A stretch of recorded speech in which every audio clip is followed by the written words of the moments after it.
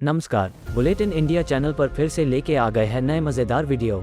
Shipping industry में canal का महत्वपूर्ण योगदान है। जैसे हम जमीन पर एक स्थान से दूसरे स्थान पर जाने के लिए शॉर्टकट का इस्तेमाल करते हैं, उसी तरह समुद्र में चलने वाले जहाज भी शॉर्टकट का इस्तेमाल करते हैं और ऐसा संभव हो पाता है इन वाटर कैनल्स की वजह से न सिर्फ जहाजों को टाइम बचता है बल्कि शिपिंग कंपनियों की करोड़ों डॉलर्स की बचत हो जाती है।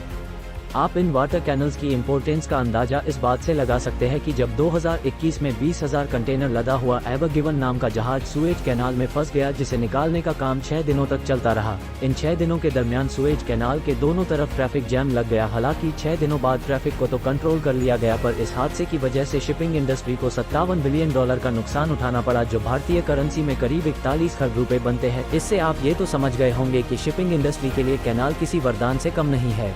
ऐसे ही रसप्रद वीडियोस के लिए हमारी चैनल को सब्सक्राइब करना ना भूलें और बेल आइकन जरूर दबाएं। अब हम बढ़ते हैं हमारे टॉपिक की तरफ। आज के वीडियो में हम ऐसी ही एक महत्वपूर्ण कैनाल के बारे में बात करने वाले हैं जिसे दुनिया पनामा कैनाल के नाम से जानती है। क्या आपने कभी जहाजों को पहाड़ के ऊपर चढ़ते देखा है? क्या ये संभव हो सकता है कि जो जहाज पानी में चलने के लिए बनाए गए हो, वो शॉर्टकट इस्तेमाल करने के लिए किसी पहाड़ पर चढ़े और फिर दूसरी तरफ समुद्र में पहुँच जाए?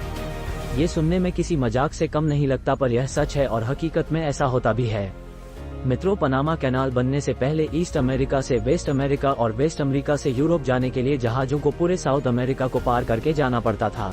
इसलिए नॉर्थ अमेरिका और साउथ अमेरिका को जोड़ने वाली जगह जहां पनामा स्थित है, यहां एक कैनाल बनाने का फैसला किया गया, जिसे आज हम पनामा कैनाल के नाम से जानते हैं। लेकिन पनामा से कैनाल निकालना इतना ज्यादा मुश्किल होगा किसी ने सोचा तक नहीं था। इसकी सबसे बड़ी वजह ऊंचे ऊंचे पहाड़ और पहाड़ों में ठोस पत्थर थे। यहाँ कैनाल बनाने का मतलब पहाड़ों को समुद्र के सरफेस तक खोदा जाए। आखिरकार 1876 में एक फ्रेंच कंपनी ने काम अपने सर ले लिया।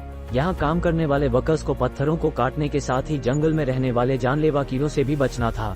कैनाल का काम शुरू हुए कुछ ही साल हुए थे कि मच्छरों की वजह से वर्कर्स में एक बीमारी फैल गई। ये बीमारी इस हद तक खतरनाक थी कि इससे 5,600 वर्कर्स की मौत हो गई। फ्रेंच कंपनी बैंकक्रप्ट हो गई और ये प्रोजेक्ट बंद हो गया।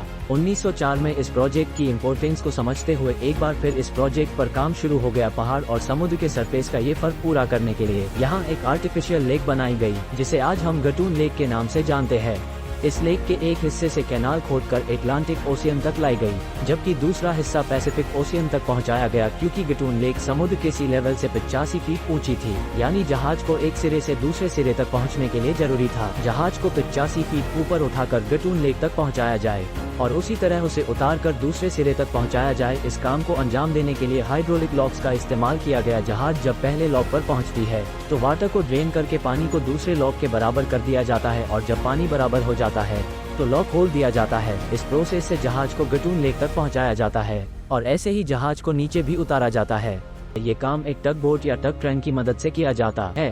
पनामा कैनाल शिपिंग इंडस्ट्री का एक ऐसा वरदान है जिसके बिना शिपिंग इंडस्ट्री अधूरी है। इसकी वजह से न सिर्फ वेस्ट अमेरिका के पोर्ट्स यूरोप के करीब हो जाते हैं, बल्कि ईस्ट अमेरिका के पोर्ट्स भी एशिया के करीब हो जाते हैं।